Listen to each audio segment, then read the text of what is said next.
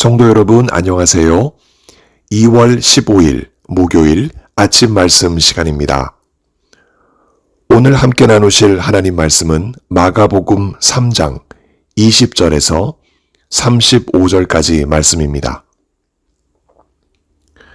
집에 들어가시니 무리가 다시 모임으로 식사할 겨를도 없는지라.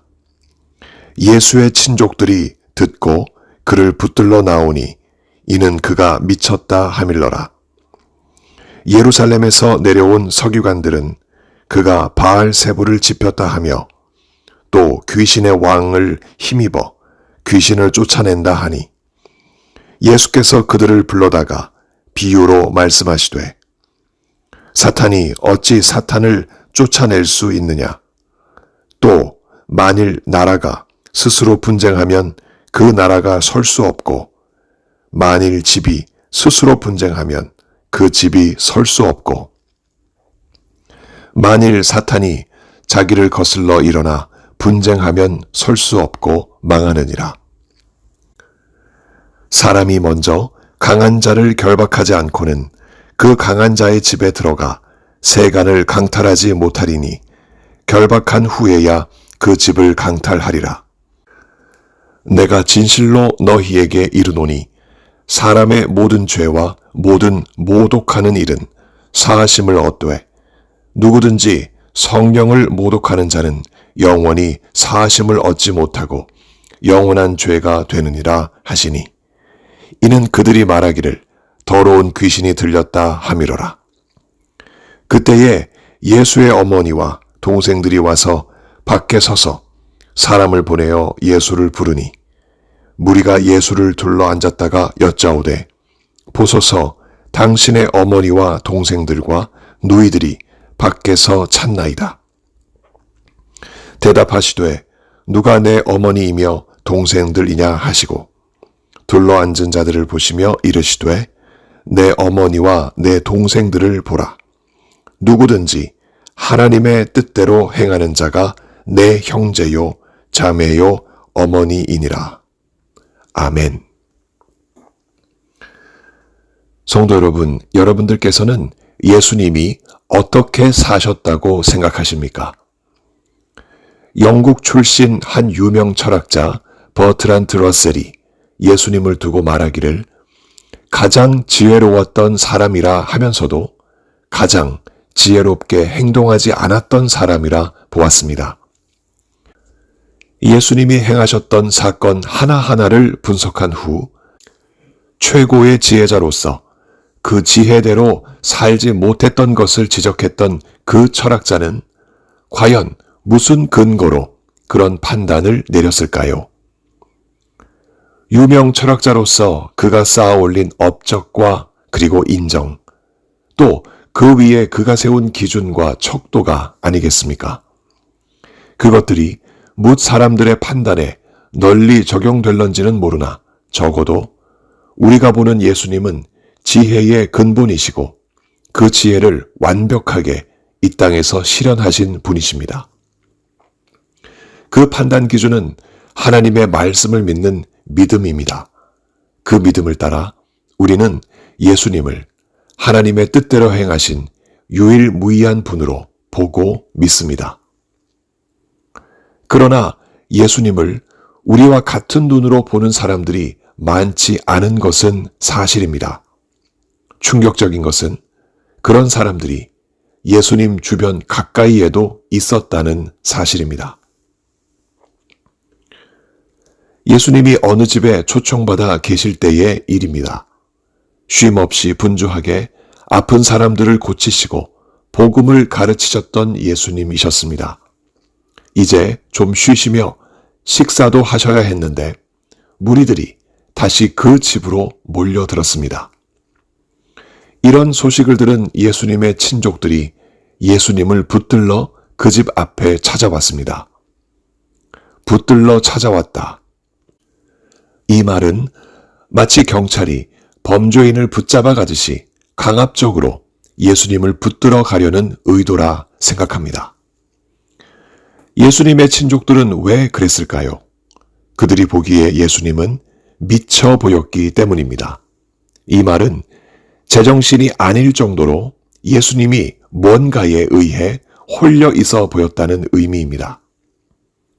30년 동안 목수일을 잘 배워오던 집안 자식이 어느 한순간 사람들을 이끌고 다니며 율법을 새롭게 가르치고 사회적 풍파를 일으키니 친족들이 예수님을 보호 차원에서라도 가만히 둘 수 없었던 이유였습니다. 그렇게 예수님을 붙잡기 위하여 그 집 앞에 등장한 사람들이 또 있었는데 예루살렘에서 파견된 서기관들이 그들이었습니다. 율법을 새로운 시각으로 가르치고 사회적인 동요를 일으킬 뿐만 아니라 병든 자들을 고치시는 그 예수님을 이 종교 지도자들이 그냥 둘 수는 없었습니다. 그들의 눈에는 예수님이야말로 바알세불을 가진 자였습니다. 바알세불이야말로 우상이요 귀신이 아니겠습니까?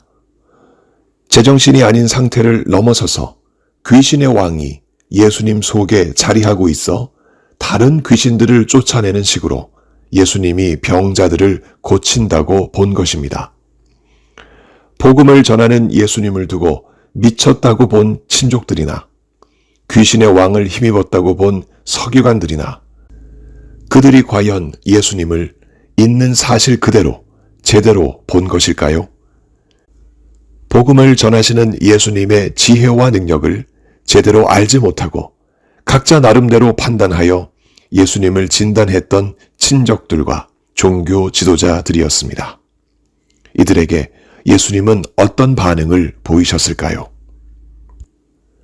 예수님은 먼저 서기관들에게 응수하셨습니다. 예수님의 첫 비유가 여기에 등장합니다. 23절에서 27절입니다. 사탄이 어찌 사탄을 쫓아낼 수 있느냐? 또 만일 나라가 스스로 분쟁하면 그 나라가 설 수 없고 만일 집이 스스로 분쟁하면 그 집이 설 수 없고 만일 사탄이 자기를 거슬러 일어나 분쟁하면 설 수 없고 망하느니라. 사람이 먼저 강한 자를 결박하지 않고는 그 강한 자의 집에 들어가 세간을 강탈하지 못하리니 결박한 후에야 그 집을 강탈하리라. 자중질환을 일으키는 집단은 스스로 망합니다. 그 집단이 축구팀이든 정치 집단이든 나라든 집안이든 이런 이치는 시대를 불문하고 사실로 알려져 왔습니다. 사탄의 나라도 마찬가지입니다. 예수님이 귀신의 왕의 힘을 빌어 귀신 들려 아픈 자들의 속에 있는 귀신을 물리친다면 그 귀신의 나라는 망할 뿐입니다. 그런 방식이 아니라 예수님은 누구보다 강한 자로서 사탄의 집안에 들어가 사탄을 결박하고 그 집을 강탈할 만큼 능력이 많으신 분으로 세상에 등장하셨습니다. 이런 예수님을 두고 귀신의 왕을 힘입었다고 말하는 종교 지도자들의 시선은 삐뚤어진 것이었고 하나님의 진리가 아닌 자신들의 신념에 경도되어 진리를 삐딱하게 세우는 자들이었습니다. 그들의 허물을 두고 예수님은 이렇게 말씀하셨습니다. 28절에서 30절입니다. 내가 진실로 너희에게 이르노니 사람의 모든 죄와 모든 모독하는 일은 사하심을 얻되 누구든지 성령을 모독하는 자는 영원히 사하심을 얻지 못하고 영원한 죄가 되느니라 하시니 이는 그들이 말하기를 더러운 귀신이 들렸다 함이로라. 요단강에서 예수님이 세례를 받으실 때 그 자리에서 성령이 비둘기같이 예수님께 임하셨던 신비로운 장면과 함께 이는 내 사랑하는 아들이라 하는 경외로운 음성을 들었던 사람들은 그 누구도 예수님을 두고 더러운 귀신 들린 자라 말하지 못합니다. 그런 말은 성령을 통하여 성부 하나님을 위하여 일하시는 성자 예수님을 모독하는 말일 뿐입니다. 모독이 무엇일까요? 거룩한 것을 가벼이 악하게 말하는 것 아니겠습니까?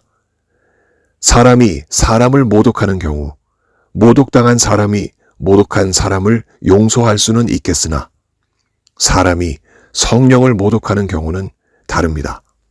의도적으로 율법을 범하는 자는 누구나 여호와를 비방하는 자로 여기고 그는 그 백성 중에서 끊어진다고 선언하는 민수기 15장 30에서 31절에서와 같이 성령을 모독하는 죄는 영원한 죄가 된다고 예수님은 말씀하십니다. 그 자리에서 이 예수님의 말씀을 들었던 서기관들은 속으로 놀라고 후회하며 자신들의 입술이 원망스럽게 느껴지기라도 했을까요? 성령을 모독하는 죄는 영원한 죄가 된다고 말씀하신 그 예수님의 말씀에서 그 가능성이 없어 보입니다. 이제 예수님은 친족들을 향하여 응수하십니다. 마침 예수님의 어머니와 동생들까지 그 집 앞에 와서 사람을 보내어 예수님을 부를 때였습니다. 보소서, 당신의 어머니와 동생들과 누이들이 밖에서 찾나이다. 그러자 예수님이 이렇게 답변하셨습니다. 33절에서 35절입니다. 누가 내 어머니이며 동생들이냐 하시고 둘러앉은 자들을 보시며 이르시되 내 어머니와 내 동생들을 보라. 누구든지 하나님의 뜻대로 행하는 자가 내 형제요 자매요 어머니이니라. 예수님의 가족은 혈연에 있지 않습니다. 하나님 나라 백성으로 하나님의 뜻대로 행하는 자, 그가 예수님의 가족입니다. 예수님을 정신줄 놓은 혈육으로 보고 그 집 앞에 찾아온 친족들에게나 또 소문을 듣고 찾아온 식구들에게나 예수님의 진정한 가족은 그 핏줄이 아닌 하나님의 뜻대로 행하는 믿음에 있다는 것을 그 친족들과 가족들뿐만 아니라 그 자리에 있는 모든 자들에게 가르치신 것입니다. 예수님을 두고 각자 세운 기준으로 이렇다 저렇다 말하는 사람들이 여전히 많은 세상입니다. 여러분, 예수님은 누구실까요? 성부 하나님의 뜻을 따라 성령 하나님을 통하여 이 땅에서 자신의 목숨을 주기까지 그 뜻을 완성하신 성자 하나님이 예수님 아니십니까? 그럼 누가 그 예수님을 있는 그대로 올바르게 보고 믿을 수 있을까요? 성부 하나님의 뜻 가운데 하나님의 자녀로 부름받아 성자 예수님을 통해 구원을 얻고 성령 하나님과 동행하며 살아가는 사람, 바로 그 사람입니다. 말하자면 하나님의 뜻대로 행하는 그 믿음으로 사는 사람만이 예수님을 올바로 볼 수 있습니다. 오늘 누군가가 여러분에게 예수님은 누구신가? 라고 묻는다면 여러분은 예수님을 누구라 답하시겠습니까? 하나님의 뜻대로 행하신 분으로 대답해 봅시다. 그리고 그 하나님의 뜻이란 바로 죄로 죽은 우리를 살려내는 하나님의 사랑과 은혜라 덧붙여 봅시다. 그렇게 우리가 하나님을 아버지라 부를 수 있는 복을 누리게 되었다고 또한 말해 봅시다. 여전히 이 세상 많은 사람들은 예수 그리스도를 모르고 살고 알고 싶어 하지도 않으며 알아도 바르게 알지 못하고 삽니다. 그런 사람들 속에서 예수 그리스도를 알고 믿는 우리들이니 우리는 얼마나 구별된 사람들입니까? 그 구별이 복이라는 것을 오늘 성령께서 우리 모두에게 알게 해 주시기를 바랍니다. 그리고 이 사실을 알면 알수록 더욱 우리 각자 하나님의 뜻대로 행하며 살아가는 우리 모두가 되기를 바랍니다.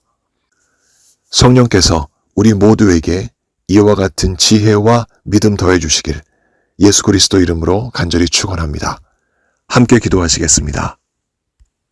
하나님 아버지, 예수 그리스도를 바로 알고 믿을 수 있는 귀한 은혜 주신 것 감사합니다.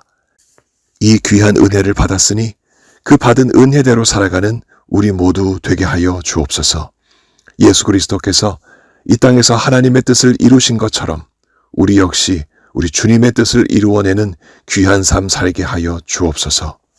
몸이 아프신 성도님들 오늘도 만나주시고 우리 하나님 치료해 주시며 건강한 몸으로 주님을 섬기시게 하여 주옵소서. 삶의 많은 문제 주님 앞에 내어놓고 기도하는 하나님 백성들에게 주님께서 선한 길을 열어주시고 그 길 가운데 함께 하시는 하나님을 경험하며 주님 앞에 찬양하는 하나님의 귀한 백성들 되시게 하여 주옵소서. 오늘도 택하신 귀한 백성들과 함께 하시고 은혜 주실 것을 믿사옵고 예수 그리스도 이름으로 감사하며 기도하옵나이다. 아멘. 성도 여러분, 오늘 하루도 주님과 동행하시는 복된 하루 누리시기 바랍니다. 감사합니다.